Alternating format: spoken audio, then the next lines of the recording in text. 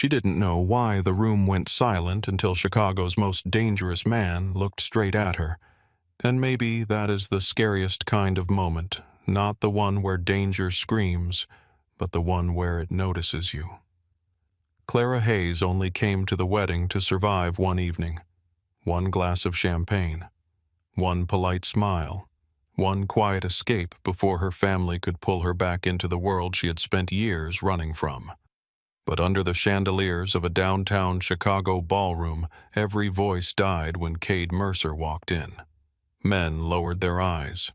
Her father stopped breathing, and Clara, standing in a blue dress she suddenly regretted wearing, felt his gaze land on her like a loaded gun. Stay with this story, because this is not just about love. It is about power, choice, obsession, and the price of belonging. Like this video and comment where you're watching from before the silence breaks. The silence did not stay in the ballroom. It followed Clara Hayes out through the revolving doors of the Blackstone down Michigan Avenue and into the cold Chicago night, like a second shadow. By Monday morning, she had almost convinced herself she had imagined it. Almost. Her apartment in Logan Square looked exactly the way she had left it. A chipped blue mug beside the sink. A wool coat hanging from the back of a chair. Sketches taped crookedly above her desk. The radiator hissed under the window with its usual bad temper, and the neighbor upstairs walked across the floorboards like he was dragging furniture with his feet. It was ordinary. That was why Clara loved it. Ordinary meant no men in dark suits waiting outside the door. Ordinary meant no whispered conversations stopping when she entered a room. Ordinary meant no father looking at her like she was an investment that had gone bad. She sat at her desk with a cup of coffee going cold beside her hand and opened the logo files for a bakery in Wicker Park. The client wanted something warm, clean, feminine, but not too sweet. Clara stared at the soft sketches on her screen and tried to care about flourishes, spacing, and color balance. Instead, she kept seeing Cade Mercer. Not his whole face, just his eyes. The way they had found her across the ballroom, as if every other person in the room had been erased. She clicked the cursor into a blank note and typed one sentence. Why did he look at me like that? Then she deleted it so fast her finger slipped. The phone rang. Clara jumped hard enough to knock her knee against the desk. It was Molly. For a second, Clara considered letting it go to voicemail. She had no patience for wedding talk, not after the way the night had ended. But Molly had always been kind to her. Soft in a family that treated softness like a defect. Clara answered. "Hey, you left without saying goodbye," Molly said. There was no anger in her voice, only hurt, which was worse. Clara leaned back in the chair and closed her eyes. "I'm sorry. I felt sick. That's funny." Noah said the same thing. Clara opened her eyes. The radiator clicked. A bus sighed at the curb outside. "Noah talked to you. He told me not to bother you for a few days." Molly's voice lowered. "Clara, what happened?" "Nothing." "That's not true." Clara looked at the sketches on the wall. 3 years ago, she had taped them there after a good client meeting and told herself she had finally built a life no one could take from her. Now the paper seemed thin. "Molly," Clara said carefully, "your wedding was beautiful. Don't do that. Do what sound like Aunt Denise when she's lying through her teeth." Despite everything, Clara almost smiled. On the other end, Molly exhaled. Was it Cade Mercer? The name moved through the room like a draft. Clara did not answer right away. Molly understood anyway. "He wasn't supposed to come," she said. "At least not openly. Dad said there were meetings happening, but I thought that meant after the reception. Not there. Not in front of everyone." Clara pushed her coffee away. "What kind of meetings, I don't know. Elliot doesn't tell me much yet." Yet. That single word said more about Molly's marriage than all the white flowers and champagne towers ever could. Molly, Clara said, "Are you happy?" The line went quiet. Outside, someone laughed on the sidewalk. A dog barked. A train rolled faintly in the distance, metal crying against metal. "I'm learning how to be," Molly said. Clara hated how familiar that sounded. After the call ended, she worked for 6 straight hours and completed almost nothing. She adjusted the same curve on the same letter until the shape stopped looking like a letter at all. By late afternoon, the sun had dropped behind the rooftops and turned her apartment amber. She shut the laptop, grabbed her coat, and walked to the cafe on Milwaukee, where she did half her work and most of her pretending. The cafe smelled like burnt espresso cinnamon wet coats and overheated milk. A student sat near the window with textbooks spread like evidence. 2 nurses in blue scrubs leaned over paper cups and whispered about a supervisor they hated. Someone at the counter complained about oat milk. Clara breathed it in and felt her shoulders lower. This was real. This was hers. She ordered a latte and took the corner table beneath the framed photograph of the old Logan Square monument. She opened her laptop again and forced herself into the bakery logo. This time the work began to move, line by line, shape by shape. The world narrowed to balance and contrast, and for a while Clara forgot the wedding. Until she saw the black SUV across the street. It was parked in a loading zone engine running windows too dark for the gray evening. Nothing about it was illegal enough to matter. Nothing about it was normal enough to ignore. Clara stared at it through the cafe glass. A man stepped between her and the window waiting for his drink, and when he moved away, the SUV was still there.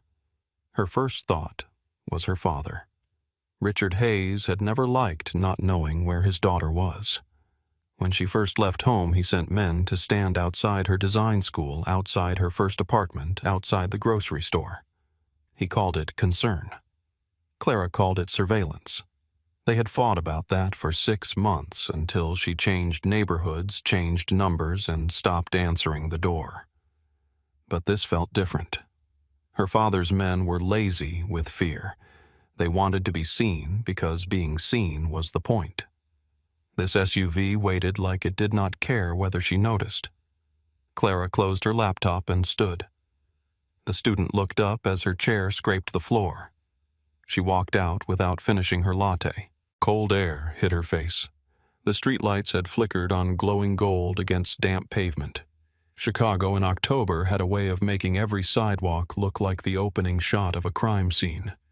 Clara turned left instead of right. The SUV did not move at first. She told herself to keep walking. She passed the bookstore, the closed tailor, the liquor store with neon signs buzzing in the window. She stopped at a crosswalk, even though there were no cars, and looked in the dark glass of a bus shelter. The SUV rolled slowly along the curb half a block behind her. Her pulse climbed into her throat. She cut down a side street lined with brick 2 flats and bare trees. A woman came out of a building carrying groceries. A man in a bear's jacket talked loudly into his phone. Normal people, normal life. Clara held on to that. She refused to run. Running made you pray. Her father had taught her that before she was old enough to understand why a child would need to know it. At her building, she fumbled only once with the keys. The lock stuck like always. She shoved her shoulder against the front door and slipped inside. The lobby smelled like dust mail and old heat. She climbed to the 3rd floor without turning on the stairwell light. By the time she reached her apartment, her breath was coming too fast. She unlocked the door, stepped inside, and shut all 3 locks behind her. Only then did she let herself shake. Her apartment was dark. The city glow pressed against the windows. Her laptop bag slid off her shoulder and hit the floor. She stood in the center of the room listening. Nothing. No footsteps outside. No voices below. No sound except the radiator and the distant rush of traffic. She crossed to the window and pulled the curtain back with 2 fingers. The black SUV was parked across the street. Clara let the curtain fall. Her phone rang. She nearly dropped it. Unknown number. The screen lit her hand pale blue. She stared at it. The phone rang again. No, she whispered. It rang a 3rd time. Clara answered. For a moment there was only silence. Then a man's voice said, "You take the long way home when you know you're being followed." Clara's blood went cold. She knew that voice. She had heard it only once in a ballroom full of frozen people, but her body remembered it before her mind caught up.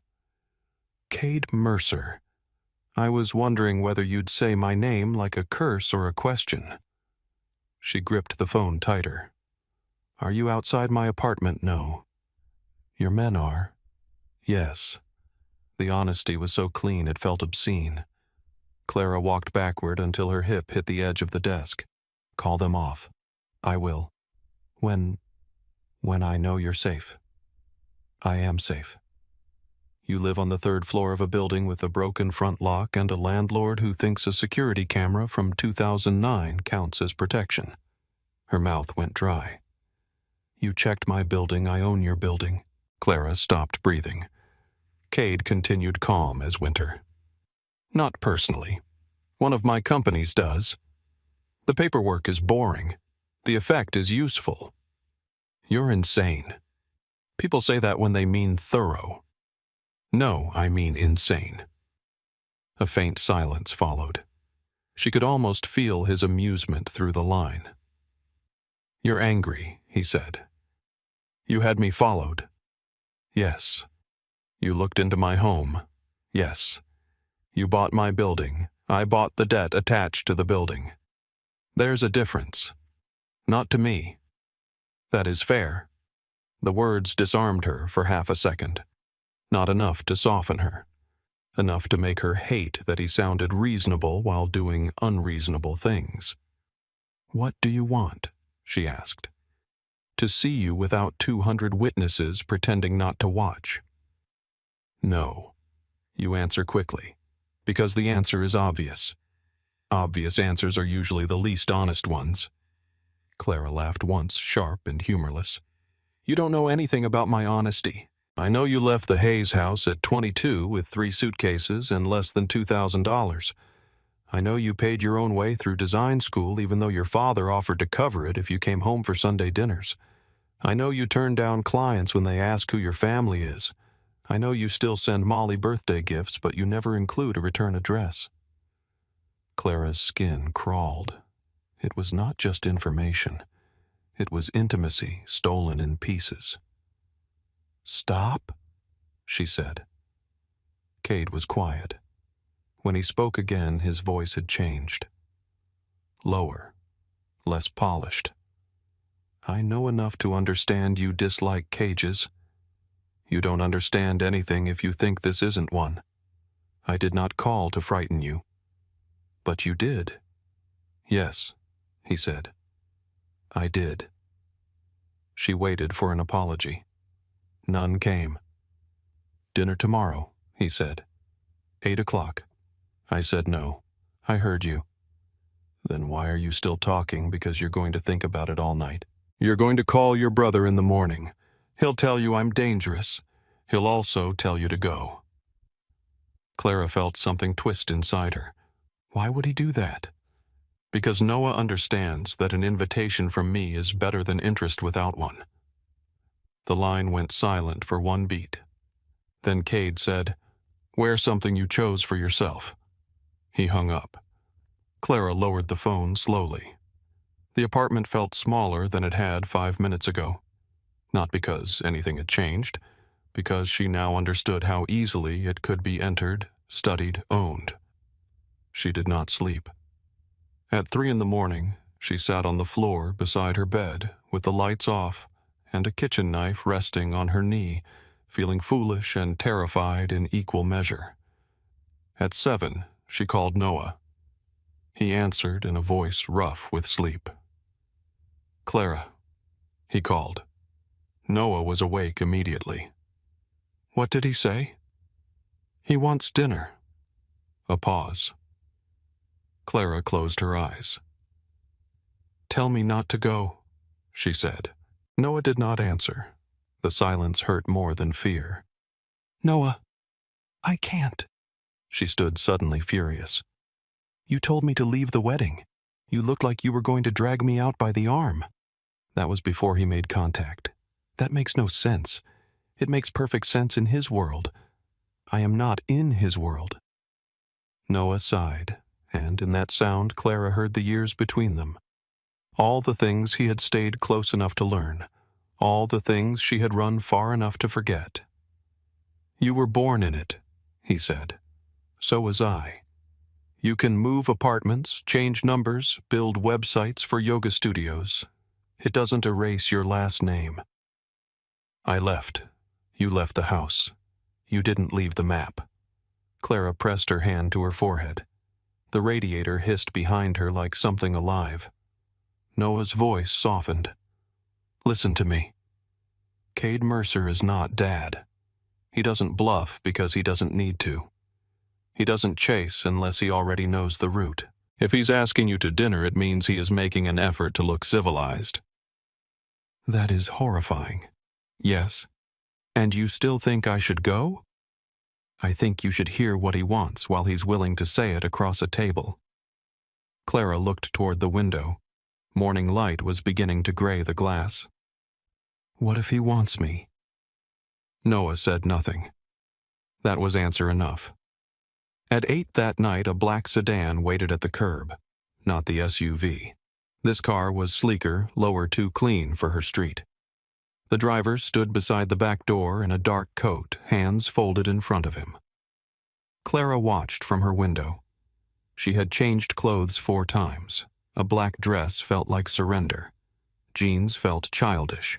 Red felt like a dare she did not want to make. In the end, she wore cream trousers, a black silk blouse, and a camel coat belted at the waist. Her hair was loose. Her makeup was simple. She looked like herself on a good day, which was more courage than she expected to have. When she stepped outside, the driver opened the door. "Miss Hayes." She stopped beside him. "Do you have a name, Mason? Do you always work for men who stalk women into dinner?" His expression did not change, but something almost like respect moved through his eyes. "No, ma'am. Only the complicated ones." Clara got into the car.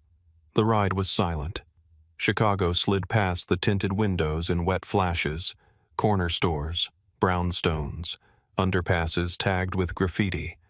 Then the streets widened, the buildings sharpened, and the river appeared between towers of glass and steel. The car stopped outside a restaurant with no name on the door.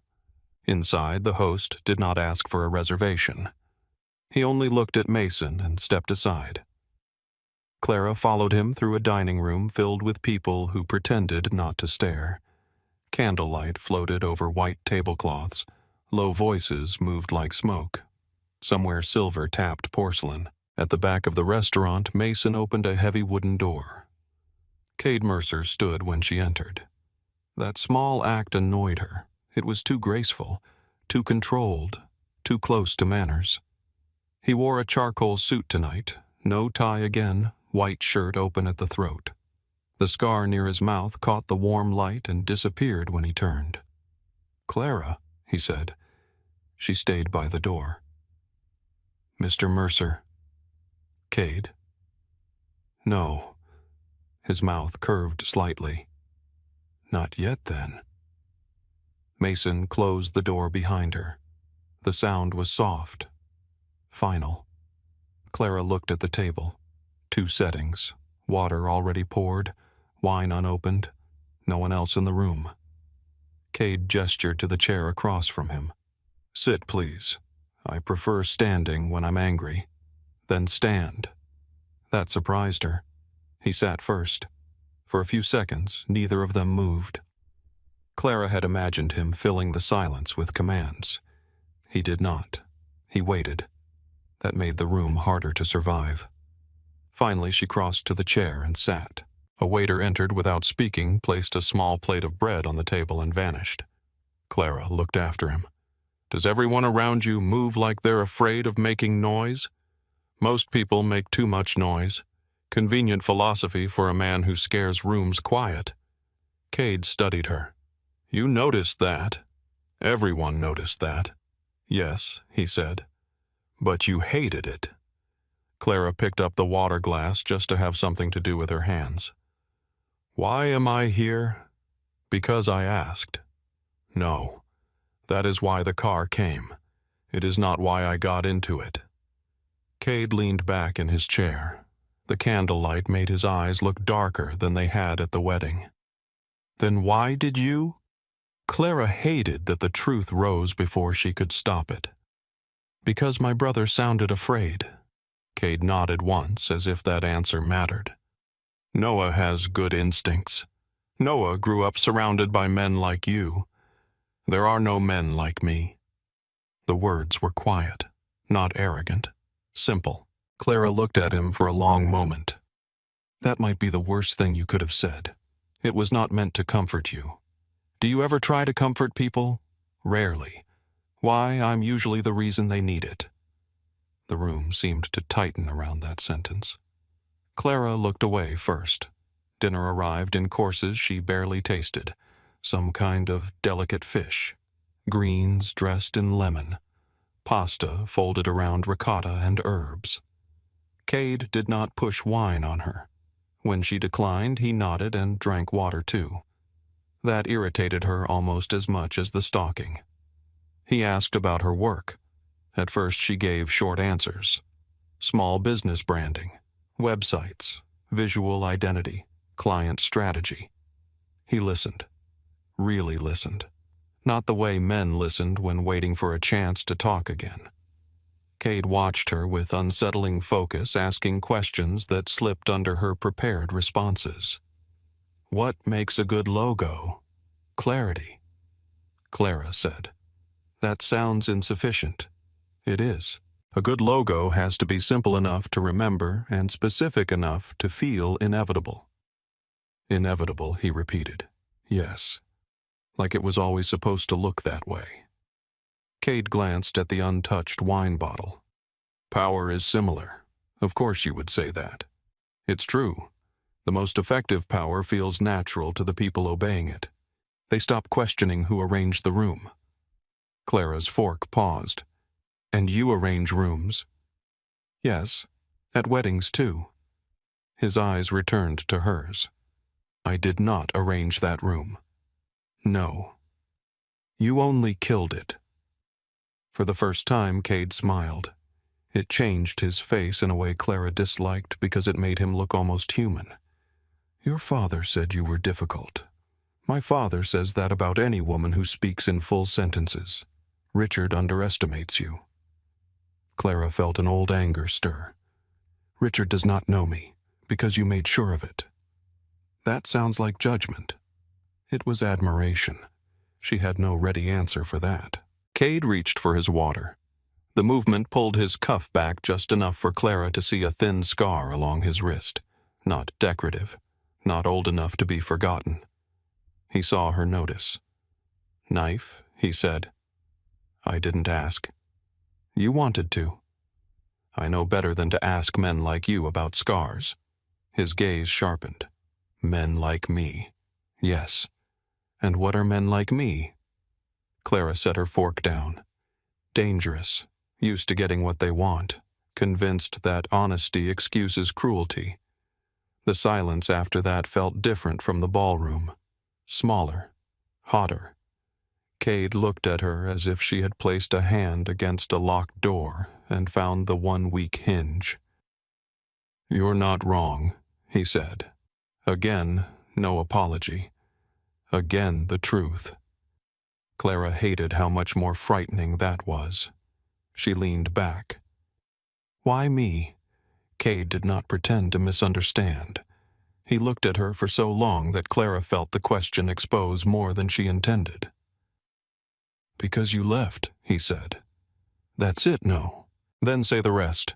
You left a family that could have given you money, status, protection, a place at every table worth sitting at in this city. You walked away and chose rent payments, cheap, furniture, difficult clients, and a name on a business card no one fears. You make it sound stupid. I make it sound rare. Clara's throat tightened before she could stop it. Cade continued, voice lower now. Most people sell themselves for safety. You gave safety away to keep yourself. I wanted to know what kind of woman does that. And now that you know I don't. The answer was immediate. Honest. almost soft. "That is why you are still here," he said. Clara looked down at her hands. They were clenched in her lap. "You had me followed," she said. "Yes. You invaded my life." "Yes. You scared me." "Yes. Do you regret it?" Cade was quiet long enough that the candle flame shivered between them. "I regret that my interest has consequences before I understand it." "That is not the same thing." "No. Can you say you're sorry?" His jaw tightened. For the first time all night, something like discomfort moved through him. "I can say that I should have approached you differently, but you wouldn't have." "No," he said. "I would have done exactly what I did." Clara pushed back her chair. Cade did not move. She stood, heart pounding. "You are impossible. I've been called worse. I'm sure you earned it." His eyes flashed not with anger exactly, but with something alive enough to make her pulse stumble. "Yes," he said. "I did." Clara reached for her coat. "Dinner is over." Cade stood then, not to stop her, only because she had. "Mason will take you home. I can get my own ride." "I know." "Then why offer because it's late, and men who are not me are sometimes worse than me?" The line was absurd, terrible, almost funny in a way she refused to acknowledge. She put on her coat. At the door, his voice stopped her. "Clara." She turned, despite herself. Cade stood beside the table, hands at his sides, his face unreadable. "I won't have anyone outside your apartment tonight." She did not trust the relief that moved through her. "Is that supposed to make you decent?" "No," he said. "Only accurate." Clara left without answering. Mason drove her home in silence. This time, the city looked less like a place she belonged to and more like a map other people had drawn under her feet. At her building, she got out before Mason could open the door. The black SUV was gone. No men stood under the streetlights. No engine idled across the block. No shadow moved when she looked up and down the sidewalk. For one brief moment, Clara felt the shape of her old life return. Then she realized she was disappointed. That was the part that frightened her most. Inside her apartment, she locked the door and stood in the dark, still wearing her coat. The room smelled faintly of coffee paper and old heat. Her laptop waited on the desk. The bakery logo waited with it. A life waited too plain and narrow and hers. Her phone stayed silent. Clara told herself that was good. She brushed her teeth, washed her face, changed into an old sweatshirt, turned off the lights. Still, when she lay in bed, she did not think about the SUV. She thought about Cade standing when she entered the room. She thought about him drinking water because she did. She thought about the scar on his wrist and the way he had not hidden it. She thought about his voice saying, "I wanted to know what kind of woman does that." At 2 a.m, rain started tapping against the window. Clara turned onto her side and stared at the dark shape of her apartment. For years, she had believed freedom meant no one looking for her. Now, against every instinct she trusted, she wondered what it meant that someone had. By morning, she opened her laptop and tried to work. The bakery logo looked wrong, too delicate, too polite, too safe. She deleted the design and started over. This time, she drew something bolder. A mark with sharp edges hidden inside soft curves. Something warm at first glance, but stronger the longer you looked. Her hand moved quickly. The work came clean. Outside, traffic rolled through wet streets. A siren wailed somewhere far away. A train passed. Life went on with its usual indifference. At noon, an email arrived from a client she had been courting for months. The subject line was short. Project paused. Clara opened it. The message was polite, vague, and final. Budget changes, internal shifts, maybe another time. She read it twice, then a third time. There was nothing suspicious in the words. That was what made it suspicious. Her phone rang before she could decide whether to be angry or afraid. Unknown number. She stared at the screen. This time she answered on the first ring. Cade said, "Before you accuse me, I did not tell them to drop you." Clara closed her eyes. "But you know they did." "Yes." "How?" "Because someone asked about you this morning." Her fingers went cold around the phone. Who, a man connected to the Kincaid crew? The name meant nothing and everything. It had the shape of a warning. Cade's voice lowered. "You wanted no one watching your apartment. I respected that. But Clara, the moment people saw me look at you, you stopped being invisible." She stood slowly from her desk. Across the room, the curtains moved in the weak draft from the window frame. "I didn't ask for this. I know. I didn't ask for you." Another pause.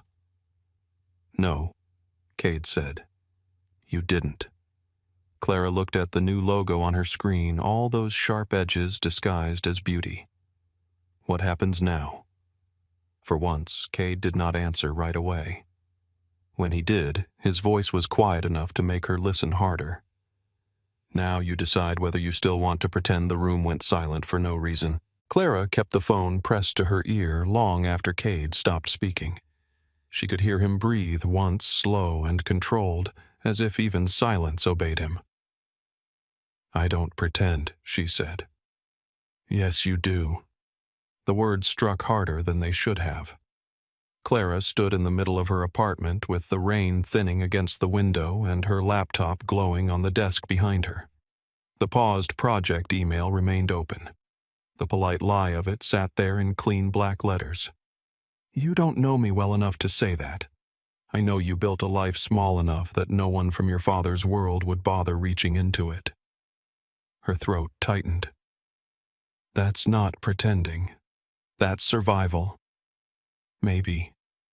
The softness of that one word irritated her more than arrogance would have. She crossed to the window and looked down at the street. No SUV, no idling car, no man under a street lamp pretending to check his phone. For the first time since the wedding, her block looked normal. That should have comforted her. It did not. "Why would the Kincaids ask about me?" she asked. "Because people saw me look at you. That is insane. That is Chicago." "No," she said. "Chicago is traffic, bad weather, overpriced cocktails, and people arguing about pizza. This is not Chicago. This is your world." Cade was silent for a moment. Then he said, "You're right." The admission unbalanced her. Clara turned from the window. "Then keep your world away from me. I tried for 3 days. You call that trying?" "For me? Yes." She almost laughed, but there was nothing funny in the cold knot under her ribs. "I can't do this," she said. "You don't know what this is yet." "And whose fault is that?" The line went quiet. When Cade spoke again, his voice had lost its polished edge. "Come to the river warehouse tonight." "No." "Not dinner. Not a command. A conversation." "I don't trust your conversations." "Good. Bring that." Clara rubbed a hand over her face. She should hang up. She should call Noah. She should pack a bag and leave the city for a week, maybe a month, maybe forever. Instead, she asked, "Why there?" "Because it's mine." "That's not reassuring." "No," he said. "But it's honest." The words sat between them like a match held too close to gasoline. Clara looked at the laptop again, at the logo she had redrawn into something sharper, at the apartment she had chosen piece by piece, at the life that suddenly seemed less like freedom and more like a door with a weak lock. "I'll come," she said, hating the steadiness in her own voice. "But I drive myself. You don't have a car." She closed her eyes. "Of course you know that. Mason will wait downstairs." "I said I would come. I didn't say I would be delivered." Another pause. Then Cade said, "Take a cab. Text me the plate number. I'm not texting you anything. Then, text Noah. That was the first thing he said that made sense. Clara hung up before he could say anything else. The river warehouse sat in an industrial stretch west of downtown, where old brick buildings faced the water with the tired patience of men who had seen too many things and kept their mouths shut. The cab dropped Clara beneath a rusted street lamp. Wind moved over the river, wet and metallic. The building looked abandoned from the outside. No sign, no music, no warmth, just dark windows and a steel door. Clara paid the driver and stood on the sidewalk until the cab disappeared around the corner. For one brief, ridiculous moment, she wanted to chase it. The steel door opened before she knocked. Mason stood inside. Miss Hayes. Mason. He stepped aside. She entered. The inside of the warehouse did not match the outside. The ceiling rose 3 stories above polished concrete floors. Old brick walls had been cleaned but not softened. Steel beams cut through the space like black ribs. Tall windows faced the river, their glass dark with night. There were no guards visible. That meant there were guards everywhere. Cade stood near the far wall beneath a hanging industrial light, reading a paperback with one hand in his pocket. He wore no suit jacket tonight. Just a white shirt with the sleeves rolled to his forearms and black trousers. Without the armor of a tailored jacket, he looked more human. Not safer. Just more real.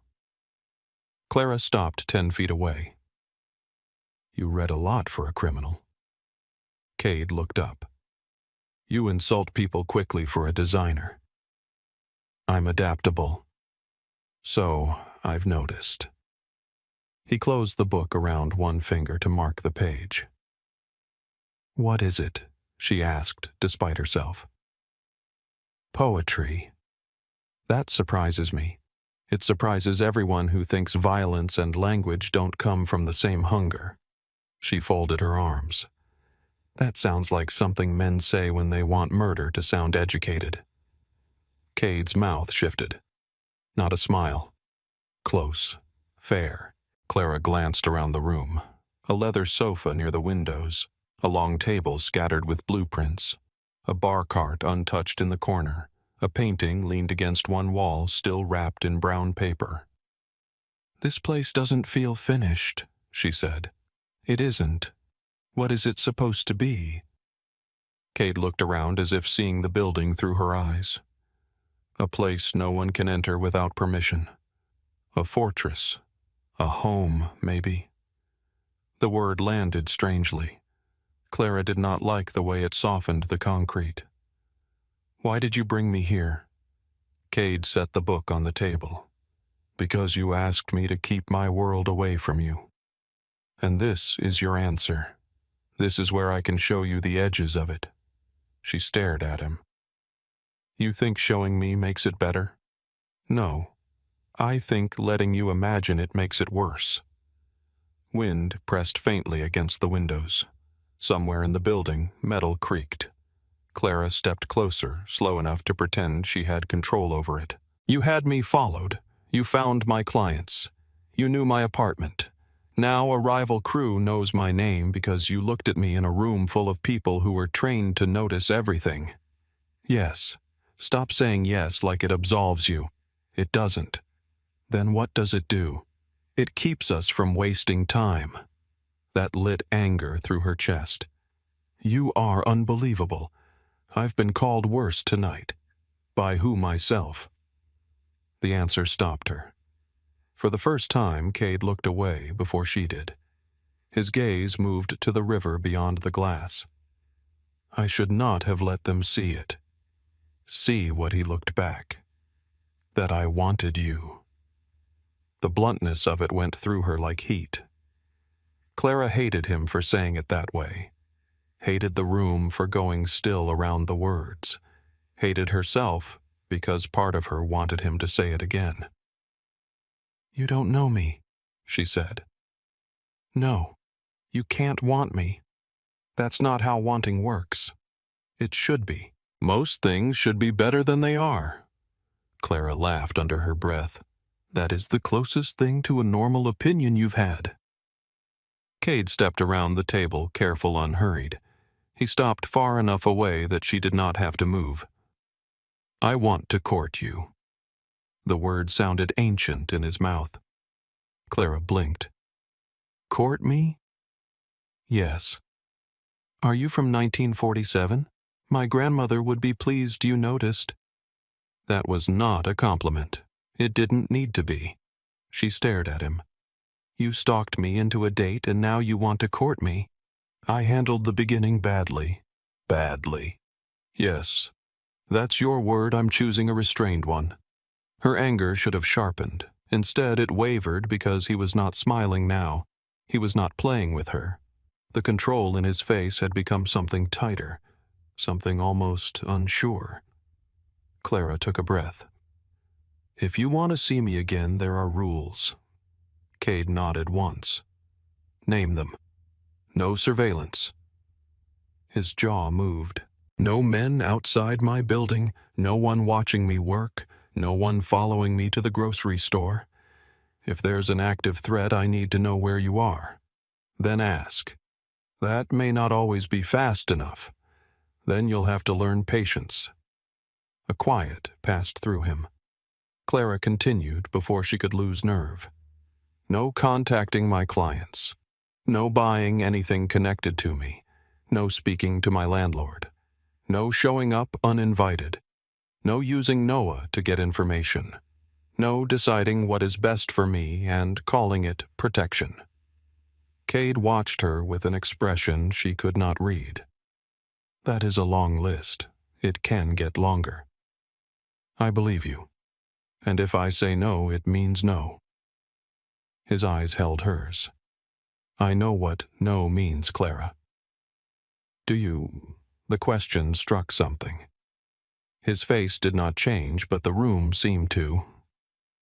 Yes, he said quietly. I do. She believed him. That was inconvenient. Cade looked toward the river again, then back at her. I have terms too. Clara gave a humorless smile. Of course you do. If the Kincaids approach you, you tell me. I tell Noah. You tell Noah and me. No. Clara. No. You don't get to become the first number I call just because you decided I matter. His eyes darkened. If someone means to hurt you because of me, I have the right to respond. You have the right to feel guilty. That's different. The silence after that was sharp enough to cut. Mason shifted somewhere near the entrance. Clara had forgotten he was there. Cade did not look away from her. Then slowly he nodded. Fine. That sounded painful. It was. Good. This time he did smile barely. Dinner Saturday. Clara should have refused. She thought about the SUV, the phone call, the email from the client, the way Cade admitted terrible things without wrapping them in pretty lies. She thought about the ballroom. She thought about being seen. Dinner, she said. Public place. I choose it. Done. And no private room. A pause. Define public. People. Tables. Witnesses. Noise. His expression suggested noise was an unreasonable demand. Fine, he said. Clara turned to leave before she could change her mind about anything. At the door, she glanced back. Cade had picked up the poetry book again, but he was not reading. He was watching her go like he already knew she would look back. That made her angry enough to leave faster. Saturday dinner was at a crowded Italian place in Andersonville, where the tables sat too close together, and the waiters shouted over the sound of plates and laughter. Clara chose it because no one there cared who Cade Mercer was. At least that was what she told herself. Within 10 minutes, the owner came to their table personally and asked if everything was satisfactory. Cade looked at Clara before answering. It's perfect, he said. The owner nearly bowed. Clara waited until he left. You own this place too? No. Does he owe you money? No. Then why is he sweating? Because he knows someone who knows someone. That is not a normal answer. It's a Chicago answer. She wanted to be irritated. She was. But Cade looked almost out of place beneath the noisy lights folded into a chair too small for him, his expensive coat hanging beside hers on a wooden peg. He did not complain about the noise. He did not request a better table. He let her choose the wine, then drank what she picked. They talked. Not about families. Not about territory. About work. Clara told him about difficult clients, ugly fonts, and people who wanted logos to look modern, but also timeless, but also vintage, but also fresh. Cade listened with the intensity of a man studying a map before a war. "You're laughing," she said at one point. "I am. You look surprised by it. I don't do it often." "That sounds lonely." His fingers stilled around his glass. For a second, she wished she could take it back. Then he said, "It is. No performance, no self-pity. Just truth." After dinner, they walked 2 blocks in the cold. Cade kept his hands in his coat pockets. He did not touch her. Not once. When a drunk man stumbled too close outside a bar, Cade moved half a step between them without seeming to move at all. Clara noticed. "Was that for me or for you?" Cade glanced down at her. "Both. At least you're learning." "I'm trying." The words were simple. They hit harder than they should have. Over the following weeks, dinner became coffee. Coffee became an afternoon at the Art Institute, where Cade stood in front of a Rothko painting for almost 10 minutes without speaking. Clara watched him instead of the art. "What do you see?" she asked. "Restraint," he said. She looked at the blocks of color. "That's it." "No." "I see someone trying to make silence visible." Clara turned back to the painting.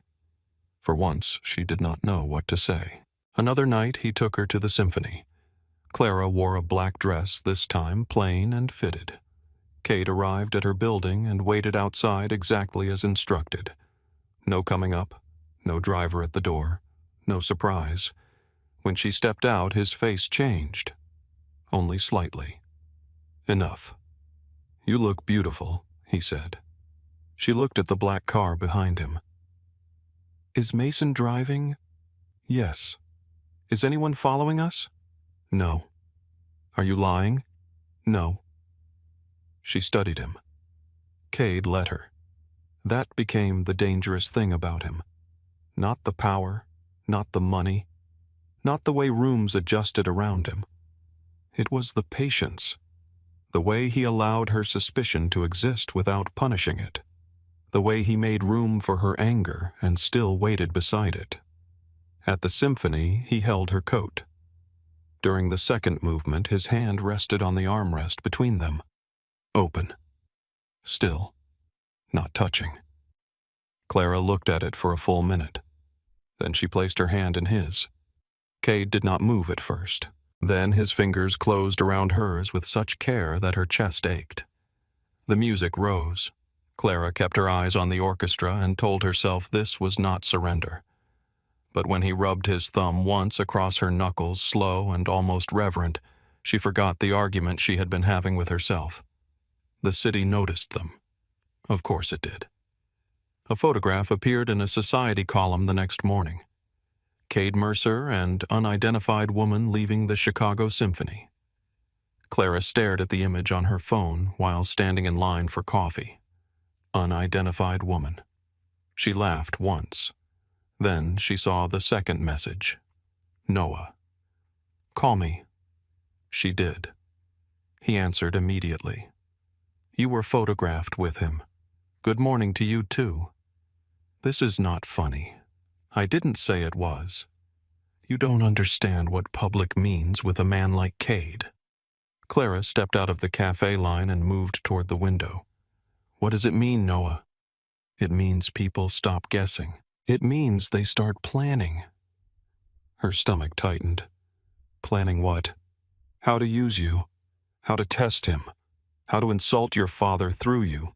How to reach Cade without walking through his front door." Clara looked outside at the ordinary sidewalk, the morning commuters, the wet shine of the street. "I'm not a message." "No," Noah said. "But he is making you one." The words stayed with her all day. That night, Cade came to her apartment for the first time because she invited him.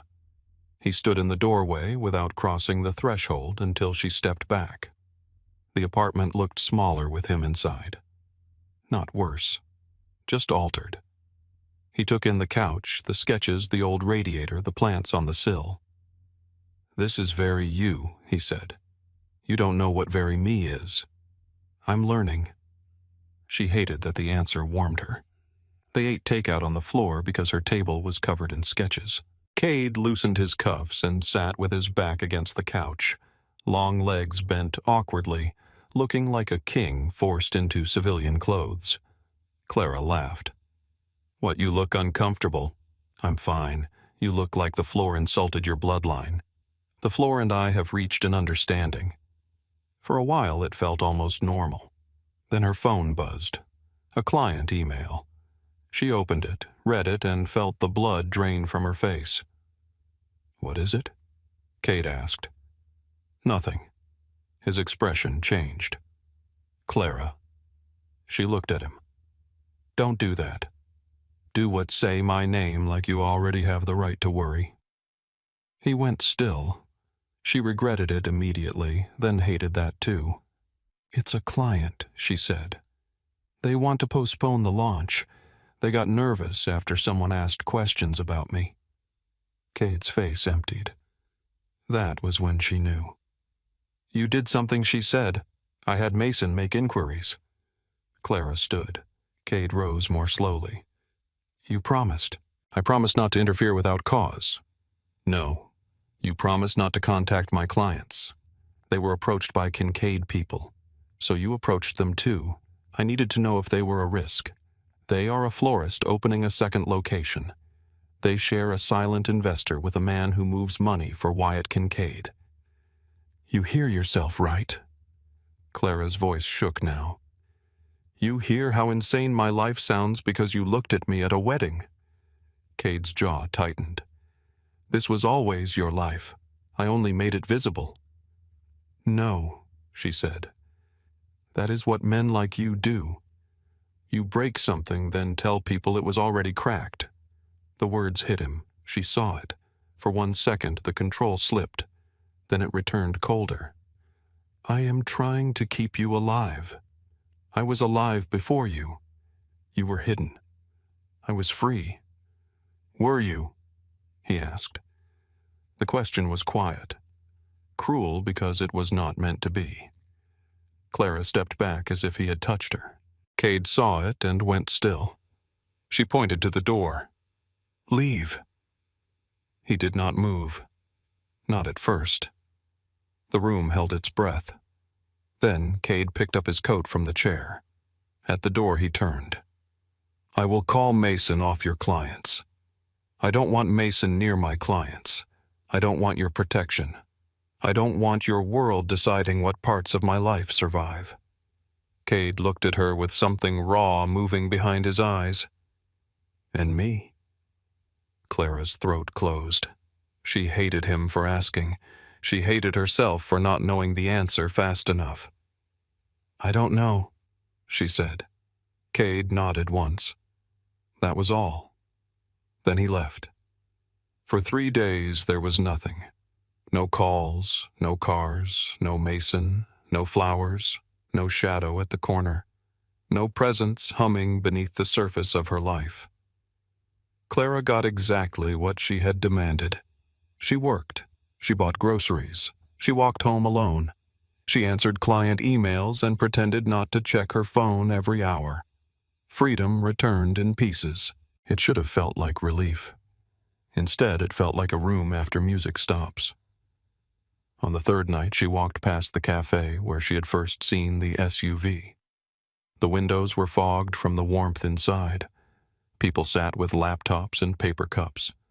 A couple argued softly near the door. A woman laughed into her scarf. Clara stopped outside and looked at her reflection in the glass. She looked the same. That was the strangest part. Nothing on her face showed that she had been seen by a dangerous man and had not yet decided whether that was ruin or recognition. Her phone buzzed. Not Cade. Noah. She answered. "Are you home?" "Almost. Don't go there." Clara's body went cold. "What happened? I don't know yet. There's smoke near the river. One of Cade's warehouses is burning." For a second, the city sound vanished. Traffic moved around her. A bus sighed at the curb. Somewhere, someone shouted. Clara stared at her own reflection until it blurred. Noah's voice sharpened. "Clara, did you hear me?" She did not answer. Across the street, a black car pulled to the curb. Mason stepped out into the glow of the street lamp, his face grim, his phone already in his hand. The door opened behind him. Cade was not inside. Only the smell of smoke seemed to arrive before the night did. Clara stood on the sidewalk while Mason crossed the street toward her, his coat open, his expression carved out of stone. Behind him, the black car idled at the curb.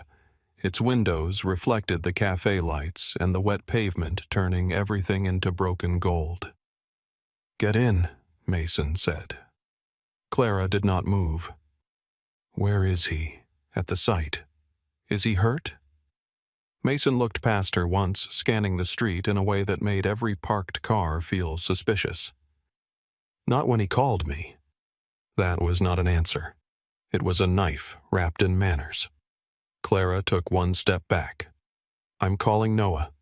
You can call him from the car. I'm not going anywhere until someone tells me what happened."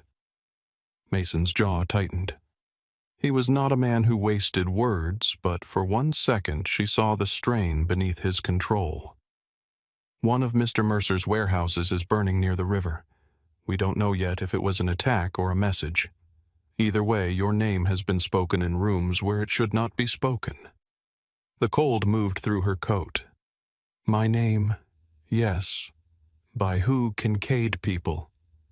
Clara looked down the street. Normal Chicago kept moving around her. A woman walked her dog. A cyclist cursed at a cab. Steam rose from a manhole in slow white ribbons. The world did not know it had shifted. Mason opened the back door. "Please," he said. That one word did what urgency could not. Clara got in. The car pulled away before she had finished fastening her seatbelt. Mason drove himself this time. No driver, no partition, no polite distance. He kept one hand on the wheel and the other near his phone, which kept lighting up with messages he did not answer. Clara watched the city smear past the window. "Is Cade coming to my apartment? No." "Then where are we going?" "The penthouse." "No." Mason did not look at her. "Yes." "I told him I did not want his protection. He heard you. Then why are you doing this?" "Because he also heard the part where someone connected to Wyatt Kincaid asked questions about you, and now one of his buildings is on fire." Clara's hands curled in her lap. "He gave you orders." "Yes." "And if I refuse?" Mason finally glanced at her in the mirror. "Then I drive slower while you refuse." She almost laughed. The sound caught in her throat and turned into something smaller. The car moved toward the river. Smoke stained the sky ahead dark against the low clouds. Police lights flickered blue and red between buildings. They passed close enough for Clara to see flames clawing out of broken windows, bright and hungry, swallowing the upper floor of an old brick warehouse. Firefighters shouted. Water struck burning wood and turned to steam. Men in dark coats stood behind the police tape, too still to be bystanders. Then she saw him. Cade stood near the edge of the street, his white shirt gray with ash, his coat gone, his sleeves rolled up as if he had been working with his hands. A phone was pressed to his ear. Blood marked one knuckle. He looked calm. That was what terrified her. The car slowed. Cade turned his head. Their eyes met through the tinted glass. For 1 second, the fire, the police, the city, and Mason all disappeared. Clara saw only the look on Cade's face. Not surprise, not relief. Possession sharpened by fear. Then Mason kept driving. "No," Clara said, twisting in her seat. "Stop the car." "He told me not to stop." "I do not care what he told you. I do." Cade vanished behind smoke and flashing lights. Clara pressed a hand against the window, furious with herself for the sudden sting in her eyes. He should have come himself. Mason's voice stayed level. He wanted to. Then why didn't he? Because if he had gotten in this car, he would have gone to you instead of finishing what needed to be finished. The truth sank between them. Clara turned forward slowly. The penthouse tower rose near the river, all glass and steel, its upper floors lost in mist. Mason drove into an underground garage where two men waited by the elevator. They nodded to him. They did not speak to Clara. She hated that. Hated being handled like something fragile and expensive. Hated that she was scared enough to let it happen. The elevator climbed in silence. When the doors opened, the penthouse spread before her like a museum designed by a man who trusted nothing soft. Pale stone floors, dark wood, wide windows overlooking the city. Lake Michigan was a black sheet in the distance, restless under the storm clouds. Mason stepped inside first. "Your room is down the hall, second door on the right." "My room?" "Yes." "How long has there been a room for me?" Mason paused. That was answer enough. Clara walked past him into the living room. The place smelled faintly of cedar leather and rain. No photographs, no clutter, no careless evidence that a human being lived there. Everything was exact, beautiful, controlled, like Cade. She stood before the windows and looked down at Chicago. From this height, the city looked quiet. That was the lie rich people bought for themselves, she thought. Distance made danger look decorative. Her phone rang. "Cade." She answered so quickly she hated him for it. "Are you inside?" he asked. No greeting, no apology. "Yes." "Good. No, not good. I saw you. I saw you too. You should have stopped the car. I needed you away from the fire. I needed to know you were alive." There was a pause. When he spoke again, the ice in his voice had thinned. "I am alive. Are you hurt?" "No." "Do not lie to me. I have blood on my hand. It is not serious." Clara closed her eyes. Beyond the glass, police lights still flickered in the city below, tiny and frantic. "What happened?" "The Kincaids sent a message. With fire. With fire. With timing. With your name passing through the wrong mouth before it started." Her stomach tightened. "What did they say about me?" "Enough. That is not an answer. It is the one I can give you while standing in front of men who are waiting for me to decide how many people die tonight." The room went very still around her. Clara opened her eyes. There he was, not the man who listened to her talk about design, not the man who held her hand at the symphony like it was something sacred. The other man, the one the ballroom had feared, the one who made silence happen. "Cade." "I know," he said, and there was something rough beneath the words. "I know what that sounded like. It sounded like the truth." "Yes." She swallowed. "Then be careful with it." For a long moment he said nothing. Then his voice lowered. "Stay away from the windows." Clara looked at her reflection in the glass. Pale face, dark eyes. A woman standing in a fortress she had not chosen. "I am not one of your men." "No," Cade said. "You are the reason I still have control right now." The words hit too deep, too fast. Before she could answer, a man spoke on Cade's end. Cade covered the phone, but Clara still heard the urgency. The name Kincaid, the phrase South Loading Bay. Then Cade came back. "Mason will show you the security panel. No one gets upstairs without my code, his code, or yours. I have a code. Your birthday. She almost laughed, but the sound would have broken. You knew my birthday before you knew my favorite coffee. I know both. The line softened around his breathing. Clara. What I am sorry for the room. She looked around the penthouse. Which room? All of them. Then he hung up. Clara stood there with the phone in her hand until Mason cleared his throat behind her. The security panel is by the hall. I know how doors work. These doors are different. She turned. Everything is different with him. Mason did not deny it. He showed her the panel, the reinforced elevator lock, the room that would be hers. It had a bed, a desk, a private bathroom, and a door with a real lock. Clara tested it twice while Mason stood in the hallway pretending not to notice. It locks from the inside, he said.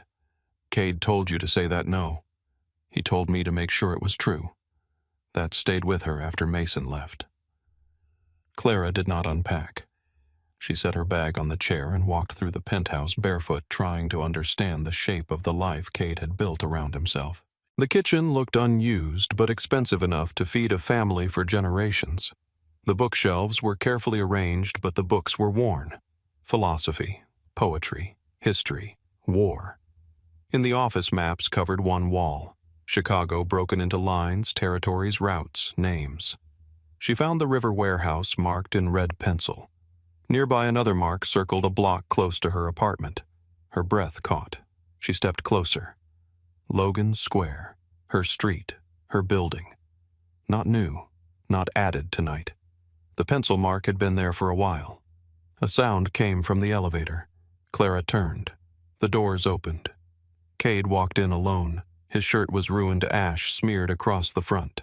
His hair was damp from rain or sweat. Blood darkened the knuckles of his right hand, and there was a shallow cut near his cheekbone. He looked at her standing in his office beside the map. Neither of them spoke. Then Clara pointed to the circle around her block. How long Cade stepped out of the elevator? The doors closed behind him. Since the night after the wedding. The answer was quiet. It still landed like a slap. You marked my home. I marked a vulnerable point. My home, she repeated. His jaw flexed. Yes. Clara walked toward him, anger rising hot enough to burn through fear. You do not get to rename parts of my life until they sound useful to you. I was not trying to insult you. You were not thinking of me at all. You were thinking like a man who owns pieces on a board. Cade took the words without moving. She stopped 2 feet from him, close enough to smell smoke on his skin. You said you were sorry for the room. Prove it. Do not make this one another cage. His gaze searched her face. I brought you here because someone may try to hurt you. You brought me here because you were afraid.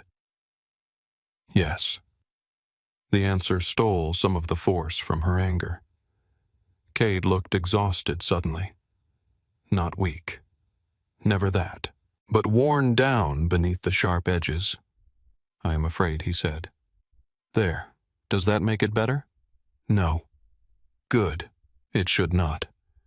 He moved past her toward the kitchen sink and ran water over his injured hand. Red spiraled down the drain. Clara watched him from the office doorway. You should have that cleaned. I am cleaning it. With soap. He glanced at her. She opened a drawer, then another, until she found a first aid kit. Of course he had one. Of course it was fully stocked and organized with military precision. Sit down, she said. Cade's eyebrows lifted. Do not make me ask twice. Something flickered in his eyes. Amusement, maybe, or tenderness he did not know where to place. He sat at the kitchen island. Clara stood between his knees and took his hand. His knuckles were split in 2 places. The skin was swollen. He did not flinch when she cleaned the cuts, but the muscles in his forearm tightened. You hit someone, she said. Yes. Did they deserve it? Yes. That answer came too easily. They touched one of my men and set fire to a building with people inside. She looked up. Did anyone die? Cade held her gaze. One guard. His name was Luis. He had 2 daughters. The name changed the room. Not a number, not collateral. A man. 2 daughters. Clara lowered her eyes and wrapped gauze around Cade's hand more carefully. "I'm sorry," she said. "So am I." She believed that too, which made everything worse. When she finished, Cade did not pull his hand away.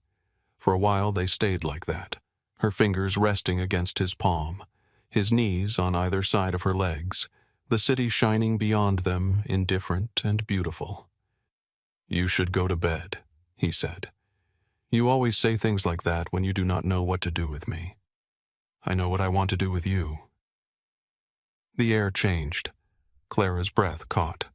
Cade saw it and closed his eyes for half a second as if the sight cost him. "That is why I said you should go to bed." Her pulse moved low and hard. "You are covered in smoke." "I know. You look terrible." "I know. You scared me." His eyes opened. That was the thing she had not meant to say. Not like that. Not so naked. Cade lifted his uninjured hand slowly, giving her time to step back. She did not. His fingers brushed her cheek so light she might have imagined it. "I scared myself," he said. Clara did not know who moved first. Maybe neither of them did. The kiss began softly and turned desperate within a breath. Cade stood one hand at her waist, the other careful not to touch her with the bandaged knuckles. Clara gripped his ruined shirt and felt the heat of him beneath the smoke and blood and rain. It was not gentle. It was not safe. But it was honest. Then Cade broke away. His forehead rested against hers. His breath was rough. "No." Clara's eyes opened. "No. Not like this." She almost laughed, wounded and breathless. "You are rejecting me now. I am trying not to take comfort from you while I still smell like fire. I am not made of glass." "No," he said. "You are not. That is exactly the problem." He stepped back. The distance hurt more than it should have. Cade dragged a hand through his hair. "If I touch you tonight, I will forget to be careful. Maybe I do not want careful. You will." His voice was so certain that anger flashed through her again. "Do not tell me what I will want." Cade looked at her then, and the hunger in his face was so raw she understood the fight he was having with himself. "I am not telling you what to want," he said. "I am telling you what I am capable of tonight. And it is not enough." That left her with nothing to throw at him. He went to shower. Clara stood in the kitchen alone, her mouth still warm from his, her hands trembling for reasons that had nothing to do with fear. When she finally went to the room he had given her, she locked the door. Then she sat on the bed and cried, silently furious because she did not know whether the tears were for Luis, for herself, for Cade, or for the fact that all three had become tangled together. 3 days passed inside the penthouse. Outside, the city pretended nothing was happening. Inside, men came and went at odd hours. Mason spoke into his phone in low tones. Cade held meetings behind closed doors. Sometimes Clara heard names: Kincaid, Wyatt, South Docks, Union Vote, Missing Shipment. She worked from the desk in her room because she refused to stop being herself just because danger had learned her address. Cade did not push. He asked before entering her room. He did not touch her unless she touched him first. He kept his promise about her clients, though 2 more delayed projects without explanation. On the 4th evening, rain sealed the windows and turned the city silver. Clara found Cade on the terrace, enclosed in glass, sitting with a drink he had not touched. His bandaged hand rested on his knee. He looked out at Chicago like he could see every threat moving through it. She sat across from him. "You never talk about your family," she said. His mouth tightened. "No, that was not a question." "I noticed." Clara tucked her feet beneath her. "Was there ever a version of you that wanted something else?" The rain moved down the glass in crooked lines. Cade was quiet so long she thought he would not answer. Then he said, "I wanted to teach." That surprised her into stillness. What philosophy? History? Something useless enough to matter. Clara looked at him, trying to imagine him in a classroom, sleeves rolled chalk on his fingers, talking about dead men and impossible questions. What happened? My father was killed. My uncle tried to sell pieces of the organization before the funeral flowers died. Men I had known my whole life started choosing sides. I learned quickly that grief is expensive if you cannot defend it. Clara felt the words settle in her chest. How old were you? 23. Too young, she thought. Then she remembered she had been 22 when she left home with 3 suitcases and a shaking hand. Cade looked at her. What about you? I wanted to paint. Why didn't you? My father said artists starve, designers invoice. Cade's expression softened in that almost invisible way. You listened to him. I compromised with him. That sounds worse. It was. For the first time, they sat in a silence that did not feel like a weapon. Clara looked down at her hands. I spent my whole life trying to become small enough that no one powerful would need to control me. Cade's voice was low. And then, I found you. Yes. I am sorry. She looked up. The apology was simple. No defense behind it. No careful wording, no pride. It should have healed something. Instead, it opened it. I think I love you, she said. The words escaped before she could measure them, before she could make them safer. Cade went still. The whole city seemed to stop beneath them. Clara felt panic rise. I did not mean to say that. Yes, you did. I meant to think it privately until it went away. It will not go away. You do not know that. His face had changed. Control still there, but cracked by something close to fear. I know because mine has not. Clara stared at him. Cade stood and walked to the glass. He placed one hand against it, his back to her. This is dangerous. You say that about everything, because everything is dangerous. No, because if everything is dangerous, then you never have to admit what actually scares you. He turned. His eyes looked almost black in the rainlight. You scare me. The confession hit harder than any touch. Clara stood. Cade shook his head once. Stay there. No. Clara. No. I am tired of being put somewhere safe while men decide what my fear should look like. She walked to him. He did not move away. I love you, she said again, quieter this time. I do not know when it happened. I do not know what it says about me. I know I should be smarter than this. Cade's voice was rough. You are smart. That is why you should run. I am done running just because men like you make staying expensive. His hand lifted, then stopped before touching her. I do not know how to love gently. Then do not lie to me and call it gentle. Something broke in his face. He kissed her like restraint had finally run out of road. This time, he did not pull away after the first breath.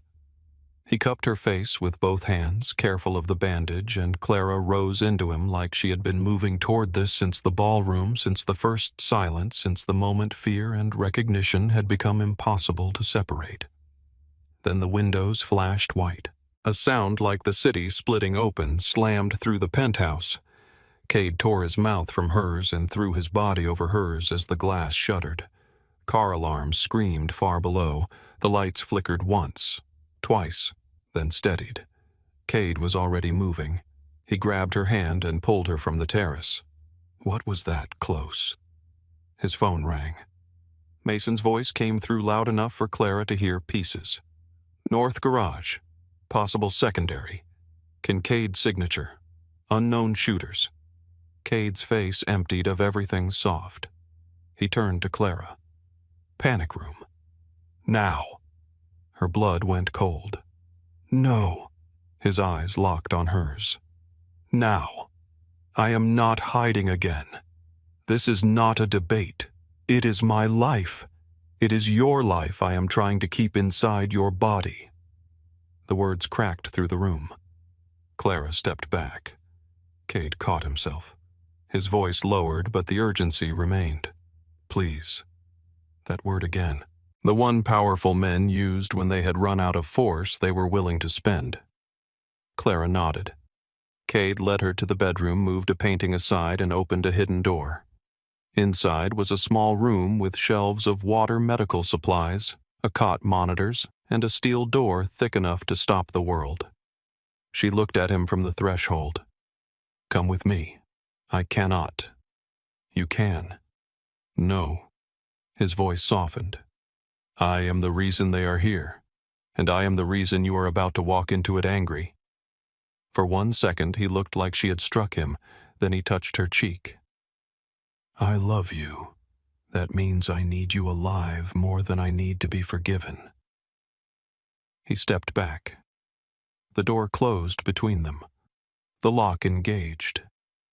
Clara stood in the panic room with her hand against the cold steel, listening to her own breath, the hum of monitors, and the distant violence of a city that had finally stopped pretending it was far away. Hours passed. At first she paced. Then she sat. Then she stood again because sitting felt too much like surrender. The monitors showed silent camera feeds. Hallway, elevator, garage, empty rooms washed in gray light. No Cade, no Mason. No sound from outside except a low vibration now and then too distant to name. Her phone had no signal. The clock on the wall counted every minute with cruel precision. After the second hour, Clara stopped being afraid of dying and started being afraid of waiting forever. After the fourth, she understood something with a clarity that made her stomach turn. This was the real shape of Cade's world. Not the suits, not the restaurants, not the poetry beside a river window. It was sealed doors, no answers, and love turned into something you could lose without warning. When the lock finally clicked, Clara stood so fast her knees almost failed. The door opened. Noah stood on the other side. His shirt was streaked with blood. Not his, she knew before asking. It was never theirs until it was. Where is he? Noah raised both hands. Alive. Where? Moving. We have to go. I am not leaving without him. He sent me. I do not care. Noah stepped into the room and gripped her shoulders. For once, he did not look like her older brother. He looked like the boy who had once hidden her in a closet during one of their father's meetings and told her to count backward from 100 until the shouting stopped. Clara, he said, if you stay here, Cade comes back for you before finishing this. If he comes back too soon, more people die. Maybe him. Maybe you. So move. That reached her. She hated that it did. The safe house was in Lincoln Park, behind a brownstone with flower boxes and security cameras hidden so well, Clara only noticed them because Mason had taught her to look for what seemed too ordinary. Cade arrived near dawn. Clara heard the door open and was already standing when he came in. He looked terrible. His left arm was wrapped in a dark bandage. His cheek was bruised. Ash clung to his hair. His eyes found her and held. For 1 second, neither of them moved. Then Clara crossed the room. Cade lifted a hand. Don't. She stopped. Do not tell me that. I have blood on me. I can see that. Not all of it is mine. The words hung between them. Clara walked forward anyway. This time, Cade led her. She put her arms around him carefully, and his body went rigid, as if tenderness were the one attack he had not prepared for. Then he folded around her, burying his face in her hair. I am sorry, he said. She held him tighter. I know. For the room. For the fire. for every door I have closed between you and the truth. I know. His voice broke just slightly. I thought wanting you was the dangerous part. Clara closed her eyes. Against her cheek, his heart was racing. It is, she whispered. Cade pulled back enough to look at her. The sun was beginning to gray the windows behind him. Chicago waited outside, wounded and awake. Clara touched the bruise along his jaw. But so is pretending I can stop. Cade looked at her as if the words had cut through the last wall he had left. For a moment, Clara thought he might argue. She could see it gather in him, the old instinct to command, to protect, to decide where danger ended, and she began. Then his shoulders lowered by a fraction, and the fight left his face. Not all of it, never all of it, but enough. He touched her cheek with the back of his fingers, careful despite the blood still drying near his wrist. You should hate me, he said. I do sometimes. His mouth tightened, but he did not look away. Clara kept her hand against his jaw. That doesn't mean I don't love you. Cade closed his eyes, and the breath he released sounded like something breaking quietly in a locked room. Around them, the safe house moved with low voices and heavy footsteps. Men came and went through the hallway. Phones rang, were answered, and went silent. Somewhere behind a closed door, Noah was speaking to someone in the clipped tone he used when fear had to become useful. Clara stood in the middle of it all with Cade's blood on her sleeve and understood that she had crossed a line no one could draw for her anymore. She had not been dragged across it. She had walked. That mattered. Cade stepped back first. I need to finish this. I know. No, he said. You don't. Not all of it. Then tell me. His eyes sharpened. The old answer came to his mouth. She saw it. Nothing you need to know. Nothing you need to carry. Nothing that belongs in your hands. This time he swallowed it. The Kincaids hit 2 locations tonight. The warehouse fire was meant to pull men away from the north garage. The explosion near the tower was meant to send me into a panic and expose where you were being moved. Clara's stomach tightened. They wanted me out in the open. Yes. And you sent Noah, because they would expect Mason. They would expect my men. They would not expect your brother to move through the haze routes. That made a bitter kind of sense. Clara looked toward the hallway. So my family is involved now. They were always involved. Because of me, Cade's face hardened. Because Richard Hayes has spent 30 years making sure every debt in this city eventually touches his table. The safe house seemed colder. Clara had spent years trying not to think about her father's reach. Cade spoke of it as if it had edges, maps, numbers, names. What happens now? She asked. We make peace look possible. That doesn't sound like winning. It is not winning. It is stopping the bleeding long enough to see who is still holding a knife. Cade turned away, reaching for a clean shirt Mason had left over the back of a chair. Clara watched him move. Every motion was controlled, but pain dragged at the edges. He pulled the ruined shirt over his head, and for the first time she saw the full history written across his body. Old scars pale across his ribs, a dark bruise blooming near his shoulder, a raised line just under his collarbone. Her anger softened into something heavier. You said you wanted to teach, she said quietly. He paused with the clean shirt in his hand. Yes. Do you ever miss the man who wanted that Cade did not answer quickly? Then he said, I don't know if he was ever real. He may have been a story I told myself before the world corrected me. Clara walked closer and took the shirt from his hand. He let her help him into it, though the intimacy of the gesture made him go still. The world doesn't get to be the only author, she said. Cade looked down at her. The words stayed between them, fragile and dangerous. By sunrise, the first truce meeting had been arranged. It took place in a shuttered steakhouse near the river, a place with red leather booths and mirrors smoked by decades of power. Clara was told to stay at the safe house. She did not. When Cade stepped into the front room and found her waiting in a black coat, his expression turned very still. "No." Clara pulled on her gloves. "Good morning to you too. You are not coming. I am not going into the room. I am riding in the car." Clara. "No. You do not get to leave me behind with no answers after you just told me they used my movement as part of their plan." He looked past her to Noah, who stood by the door with his arms crossed. "You allowed this?" Noah gave him a tired look.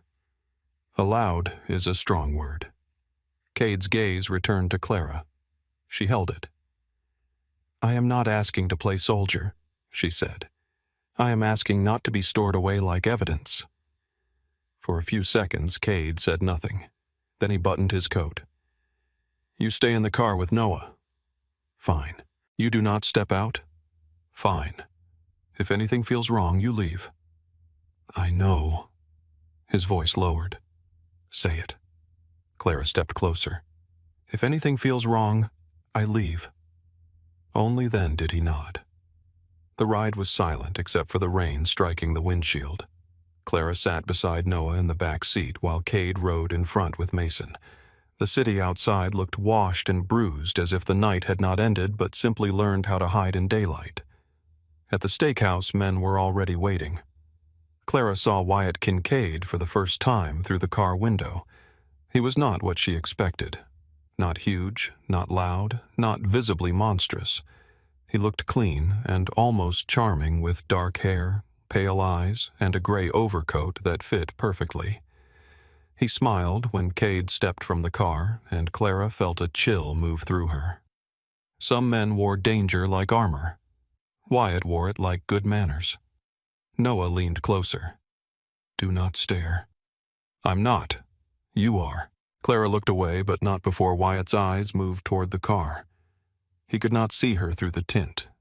Still, he smiled wider. Inside the restaurant, the meeting lasted 47 minutes. Clara counted every one. She watched men enter and leave through the side door.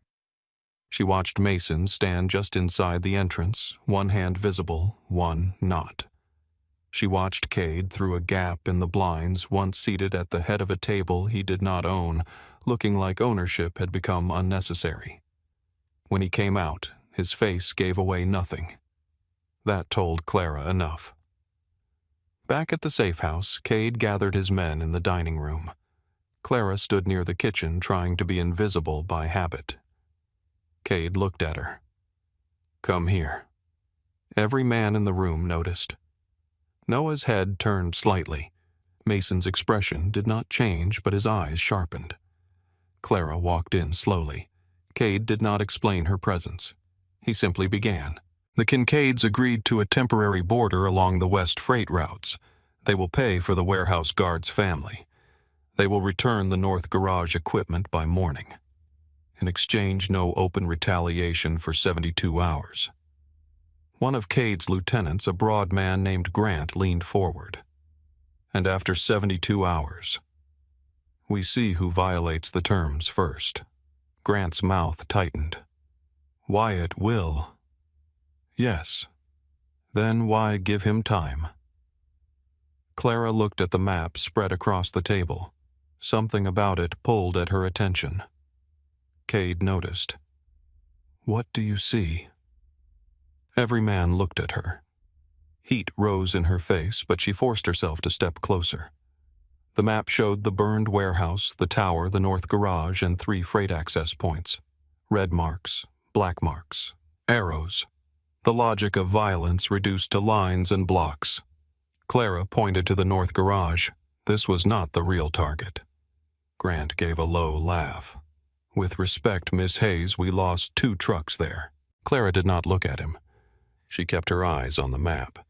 "They wanted you to think the north garage mattered because it fits the pattern. Fire here, explosion here, theft here. It looks like escalation." Cade watched her. Clara moved her finger along the west freight route, but if they wanted to hurt Cade's operation, they would have hit this transfer point. It connects more routes. It would cost more money. Instead, they touched places with visibility. Mason stepped closer. Clara pointed to her own neighborhood on the map. Logan Square was not marked, but it sat just outside one of the lines. They are not mapping your business. They are mapping reaction time. How fast men move, who gets called first, who leaves which door, where I get taken. Silence filled the room. Not the ballroom silence. This one had weight. Cade looked at Mason. Mason leaned over the map, then his eyes moved once to Cade. She's right. Grant stopped smiling.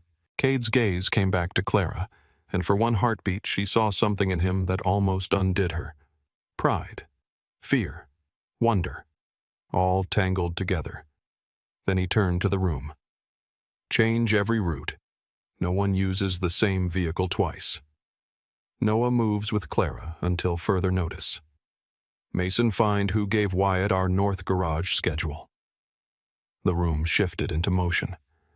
No one questioned why Clara had spoken. That was when she understood something had changed. Not enough, but something. That night back at the penthouse, Cade found Clara in the kitchen. She was barefoot, wearing one of his white shirts because her bag from the safe house had been brought up and half her clothes were still smoky. She stood over the counter eating toast because real food felt too complicated. Cade stopped in the doorway. What, she asked. You look like you belong here. The words were soft, but they hit a bruise. I do not know if that comforts me. I know. He crossed the room slowly. Clara set the toast down. Are you going to tell me I should not have spoken in the meeting? No. That I put myself in danger? You did. Cade. But you were right. That silenced her. He stopped on the other side of the counter, both hands resting on the edge. I have spent years making sure no one can see where I am vulnerable. Then you walked into a room and saw the pattern faster than men I pay to notice threats. You sound annoyed. I am terrified. Clara let out a small breath. Cade looked at her as if he were memorizing the sight. Then he said, Marry me. The toaster clicked behind her. Clara stared at him. That is not how normal people propose. I am aware. You did not even lead with a full conversation. I thought about it. And this was the improved version. A faint smile touched his mouth, then vanished. I do not know how to make this pretty, Clara. She came around the counter, heart beating too hard. Try. Cade reached into his coat pocket and took out a ring. It was not large, not showy. A gold band with a square-cut diamond, old and clear. The kind of ring that carried memory instead of performance. My mother's, he said. Clara's breath changed. Cade looked down at the ring, not at her. She wore it until the day she died. My father kept it in a safe. After he was killed, I took it before my uncle could sell anything that still had a soul attached to it. The room blurred slightly. He looked up. I am not asking because the city expects it. I am not asking because it solves danger. It may create more. I am asking because I do not want you standing beside me without a name I am willing to answer for. Clara's eyes burned. That sounds like possession. It is, he said, and promise, and fear, and love. I do not know how to separate them cleanly. She should have needed time. A wiser woman might have asked for it, but Clara had spent her whole life with men deciding what her choices meant. This one belonged to her, reckless or not. She held out her hand. Yes. Cade did not move for a second. Then he slid the ring onto her finger with a care so complete it made the world narrow to that single touch. His hand shook once. Only once. Clara covered it with her own. The wedding happened 6 days later in a judge's private office above a law firm downtown. Rain streaked the windows. Traffic groaned below. Noah stood behind Clara with red eyes and a jaw clenched hard enough to crack. Mason stood behind Cade, silent as stone. Clara wore a simple white dress she had designed herself the night before, clean lines, long sleeves, no veil. She had sewn a tiny blue stitch into the hem because Molly had once told her every bride deserved something blue. Cade wore a dark suit. When he saw her, he stopped in the doorway. No one else in the room mattered after that. The judge spoke. Clara answered. Cade answered. Their signatures dried on paper. A ring settled on his hand, simple gold against scarred knuckles. When the judge pronounced them husband and wife, Cade did not kiss her immediately. He waited. Clara smiled through tears. "You can kiss your wife, Cade." The word wife moved through him like a prayer. Then he kissed her slow and fierce and careful all at once. For 3 months, life softened. Not into safety. Clara was not foolish enough to call it that. But into rhythm. She redesigned the penthouse kitchen because Cade's idea of luxury had somehow excluded reachable shelves.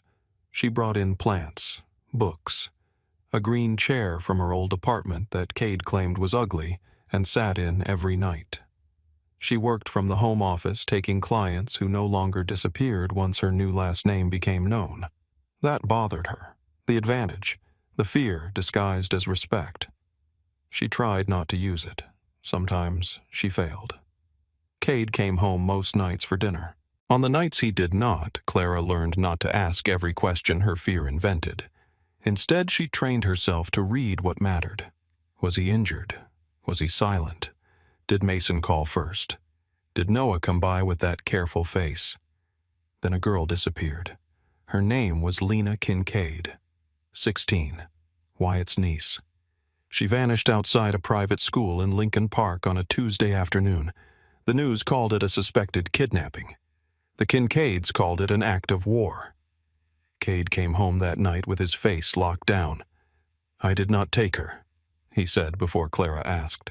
She believed him immediately. That frightened her how quickly belief came now. What do they want? To make people think I did. 3 days later, Lena was found alive in an old Mercer warehouse, drugged, dehydrated, terrified, wrapped in a blanket that had Cade's company mark stamped on the corner. Police arrived at the penthouse before sunrise. Cade put on a suit while Clara stood in the bedroom doorway, barefoot and cold. "You are not going with me," he said. She laughed once. "You are being arrested and you are giving me instructions. I am turning myself in before they drag me out for cameras." "Then I am coming." "No." She stepped closer. Cade's face was calm, but his eyes were not.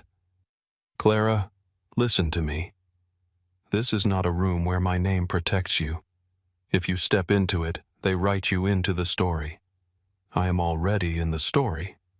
His jaw tightened. Mason appeared at the doorway. "We need to move."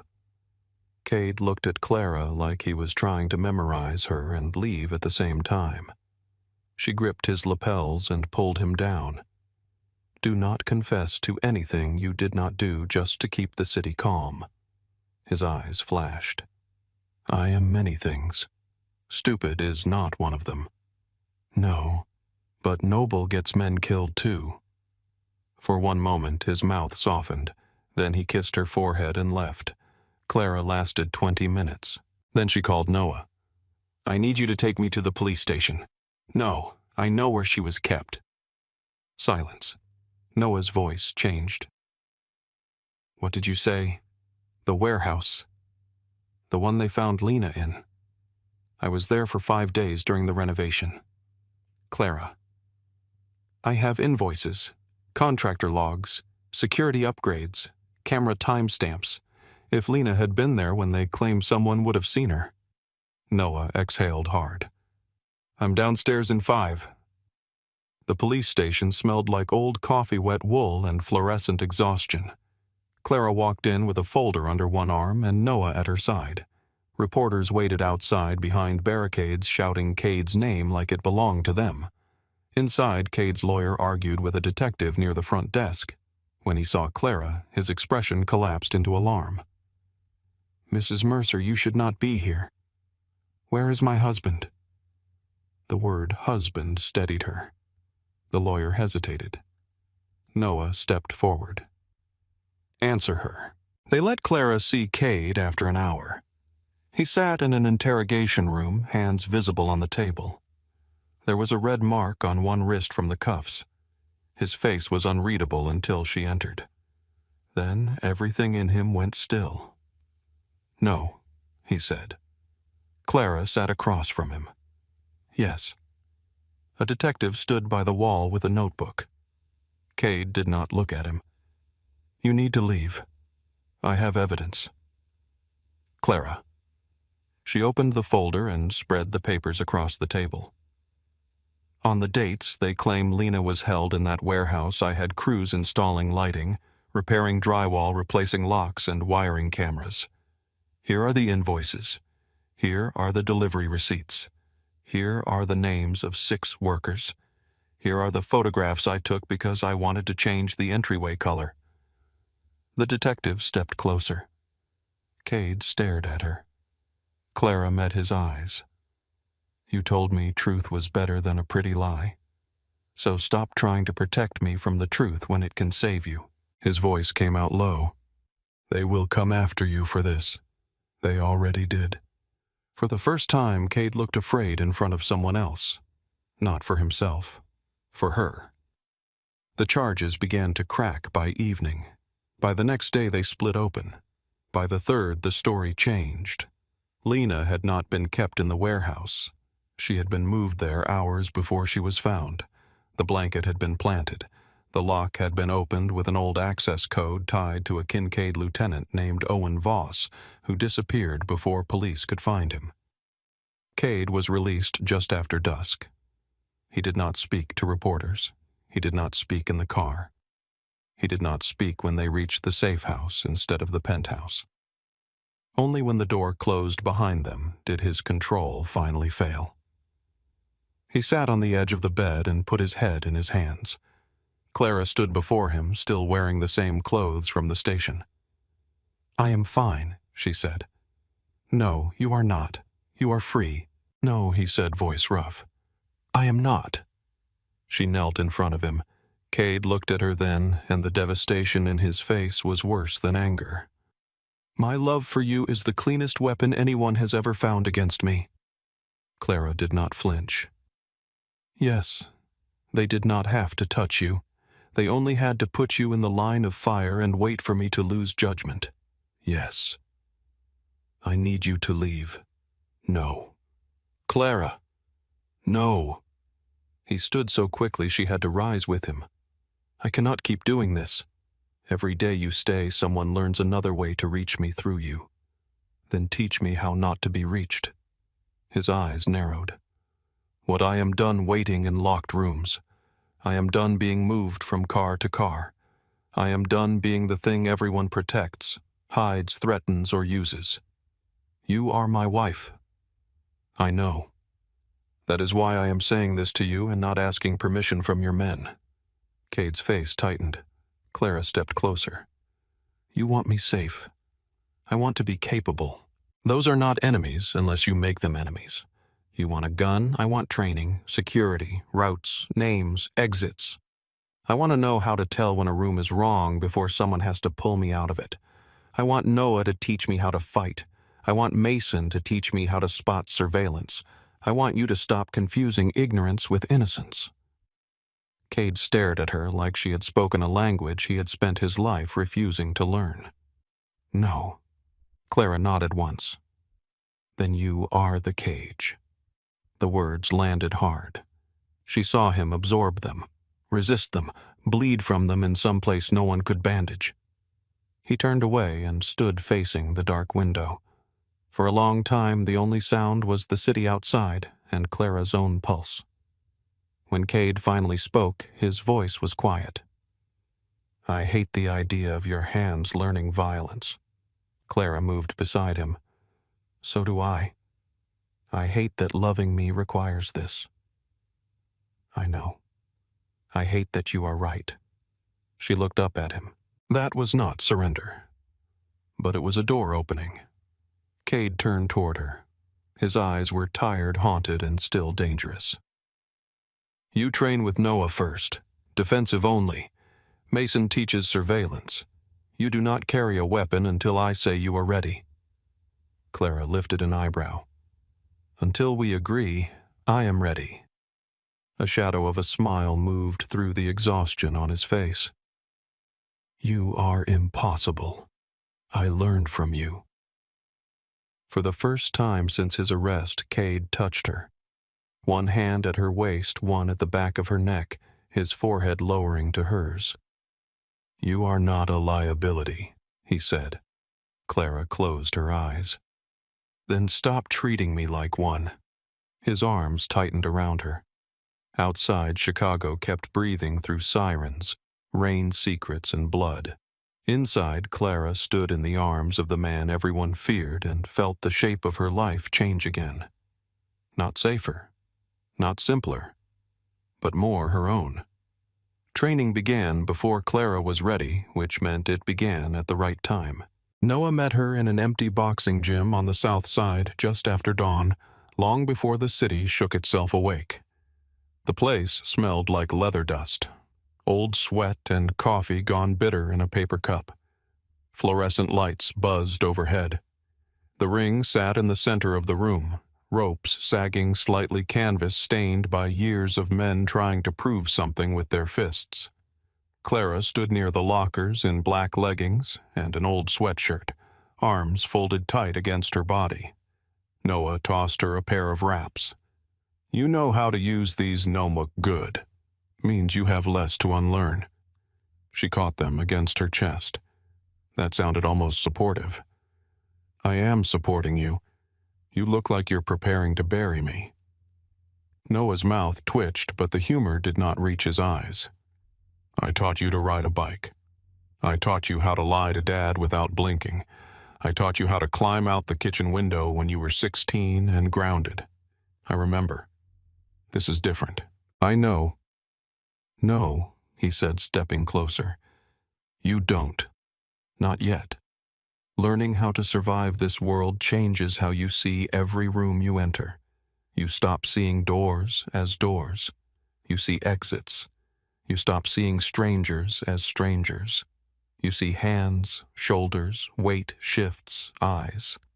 You start noticing who is watching you, and then one day you realize you cannot stop noticing. Clara looked down at the wraps in her hands. Are you trying to scare me? I am trying to give you the choice no one gave us. That silenced her. Noah took her hands and showed her how to wrap them. Around the wrist, across the palm, between the fingers, tight enough to protect, loose enough to move. First rule, he said. You do not fight to win. You fight to leave. The first lesson was ugly. Clara was too slow, too tense, too angry at how weak she felt. Noah taught her how to break a wrist grip. She failed 6 times. On the 7th, she got free and stumbled backward into the ropes. Noah nodded once. Again. By the end of the hour, her arms trembled and her throat burned with swallowed curses. A bruise bloomed on her forearm. Her knuckles hurt inside the wraps. Cade was waiting outside when she stepped into the alley. He leaned against the black car, hands in his coat pockets, face unreadable. Clara stopped.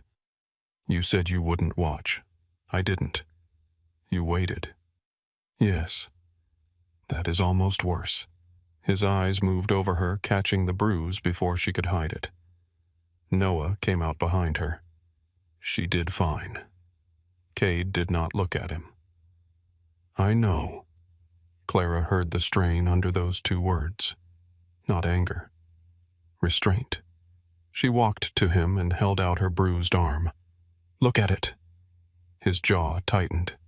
Clara, look. He did. It is a bruise, she said. Not a tragedy. His gaze lifted to hers. In my world, bruises are often promises.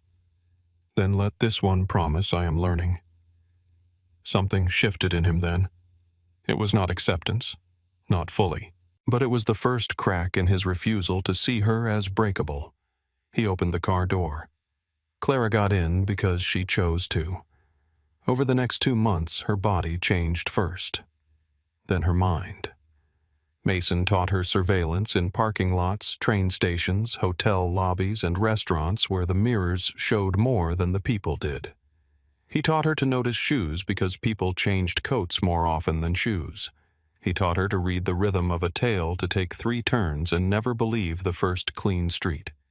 He taught her how to walk toward light, toward cameras, toward noise.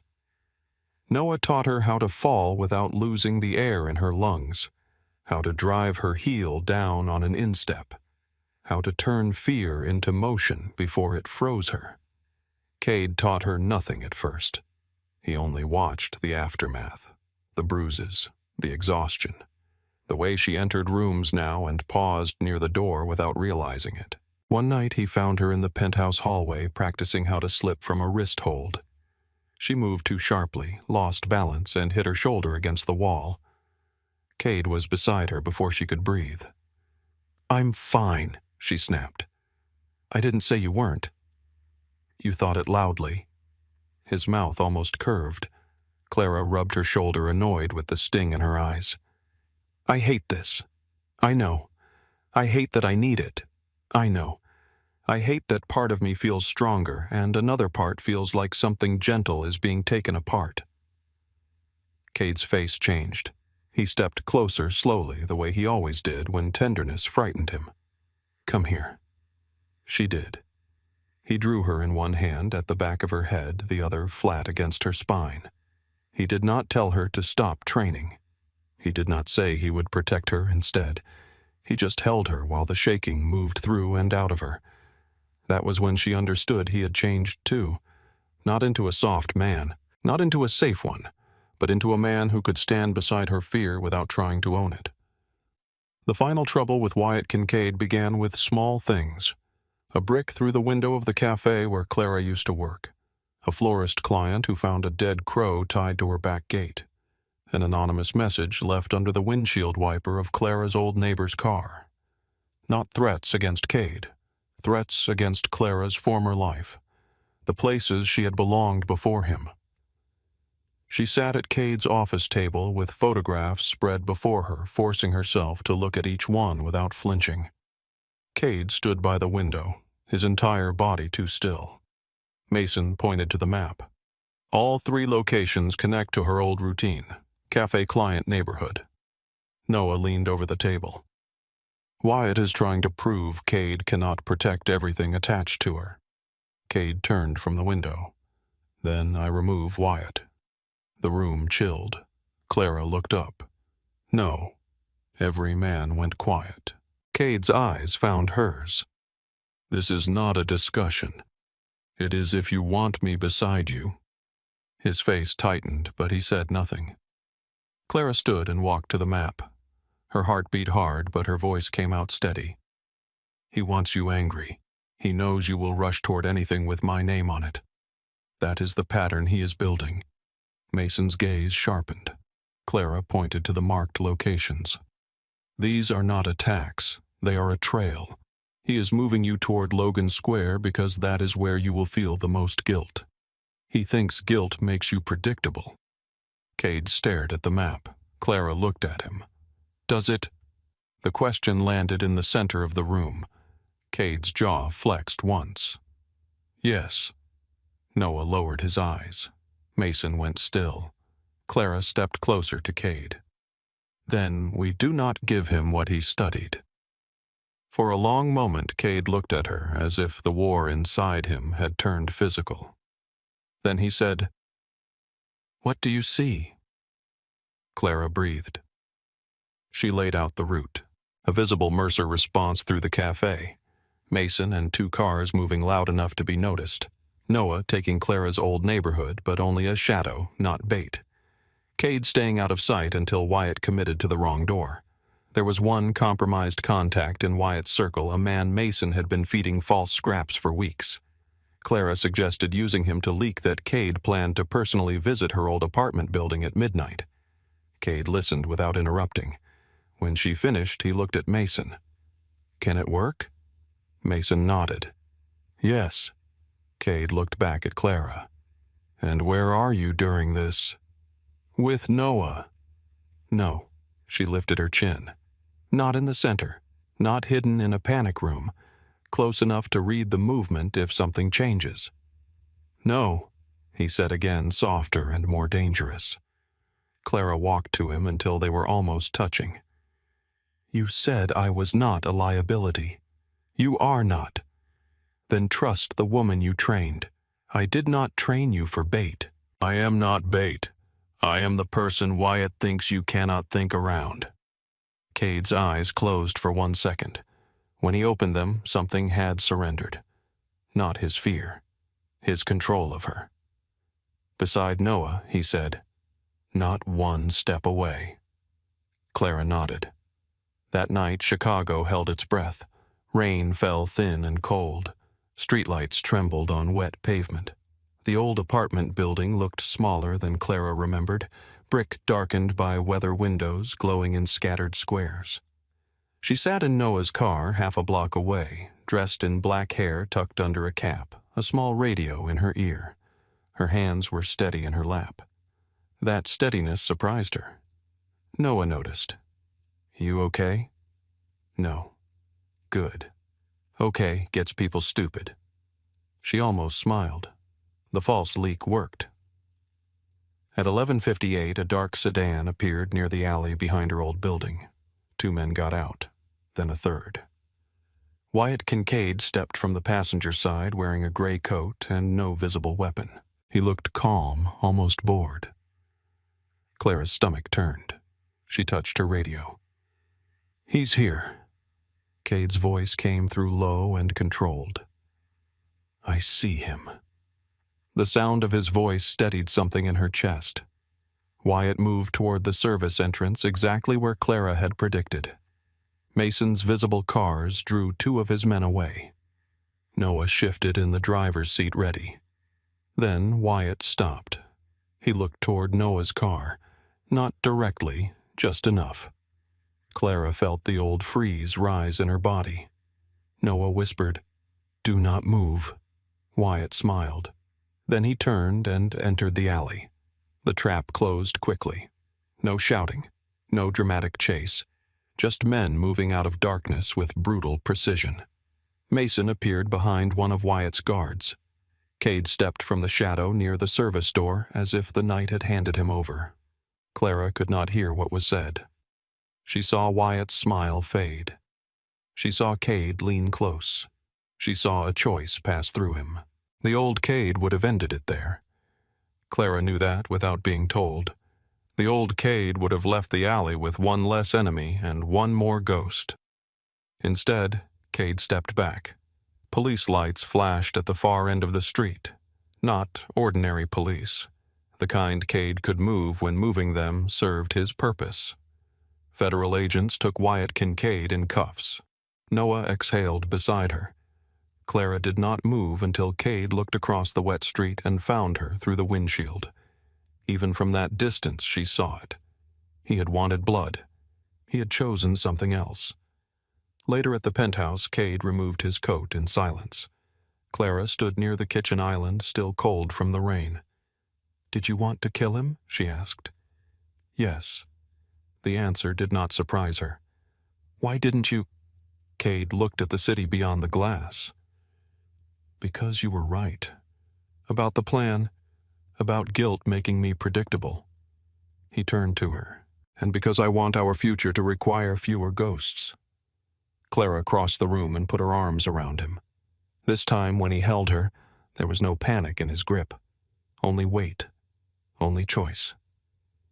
Winter passed into spring. The city thawed by inches.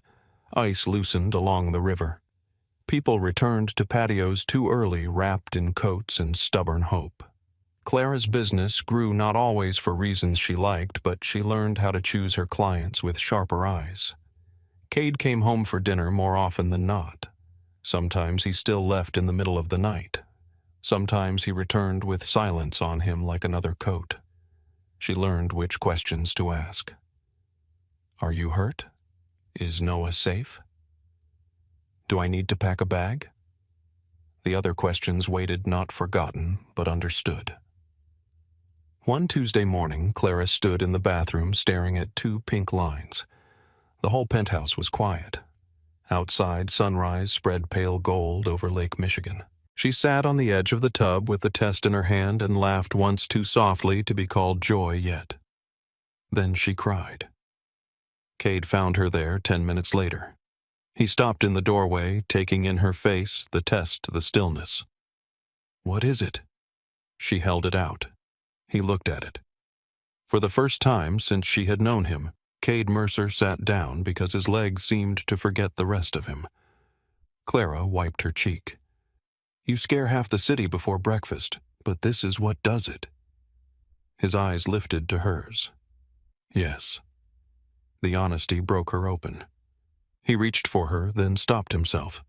She saw the instinct, the fear of making her fragile again. Clara took his hand and placed it flat against her stomach. There is nothing to protect yet, she whispered. There is everything to protect. Cade. His eyes closed. When he opened them, they were bright with terror and wonder. I do not know how to give a child a normal life. Then we give them an honest one. I want them to have choices. Then we start now. His thumb moved once over the soft fabric of her shirt. No cages, he said. No cages, she answered. Their son was born during a storm in late November. Thunder rolled over Chicago while Clara gripped Cade's hand hard enough to make one of the nurses wince. Cade did not move. Not when she cursed at him. Not when she cried. Not when fear flashed through his face so nakedly that Clara almost laughed between contractions. When the baby finally cried, the sound cut through the room with impossible force. Cade went still. The nurse placed the child against Clara's chest, small and furious and alive. Dark hair, red face, fists clenched like he had arrived ready to argue with the world. Clara touched his cheek. Hi, she whispered.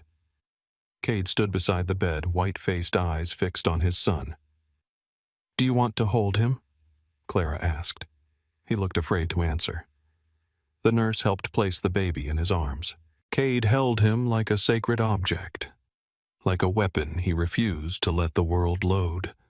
Like a promise too small to survive unless he became something larger around it. The baby quieted. Cade's face broke. Not loudly. A single tear moved down his cheek and he did nothing to hide it. I am sorry, he whispered. Clara heard him. For what? He looked at their son. For the world. Clara reached for his sleeve. Then help me change the part of it we can. Years softened the sharpest edges without removing them. Their son Samuel grew into a watchful child with Cade's eyes and Clara's stubborn mouth. He learned early that men lowered their voices around his father. He learned that Uncle Noah kept candy in one pocket and a knife in the other. He learned that Mason smiled only when he thought no one saw. Clara watched carefully for cages. She and Cade argued often about schools, security, birthday parties, sleepovers, which doors needed guards and which fears belonged to the past. Sometimes Cade lost the argument. Sometimes Clara did. Sometimes they met in the difficult middle and called it love. One evening, when Samuel was 5, they attended a charity gala at the Art Institute. Clara wore deep blue again. This time she chose it without regret. The hall glittered with chandeliers and glass. Music moved softly beneath conversation. Donors, politicians, businessmen, and women in diamonds turned as Cade entered with Samuel at his side. The room quieted. Not completely. Enough. Clara felt the old memory rise. The first ballroom. The first silence. The first look. Samuel felt it too. His small hand tightened around Cade's fingers. Daddy, he whispered. "Do I have to go in?" Cade stopped. Half the room watched him. Chicago's most dangerous man lowered himself to one knee in the middle of all that polished attention. "No," he said. "You choose." Samuel looked at the room, then at Clara. She smiled. He took one breath, then stepped forward on his own. Cade rose and looked across the room at Clara. No command, no claim, no cage. Just recognition. The silence that had once marked the beginning of danger now held something else. A choice made in the open. A life built inside the cost. A love that had not erased the darkness but had learned how to keep a light burning anyway.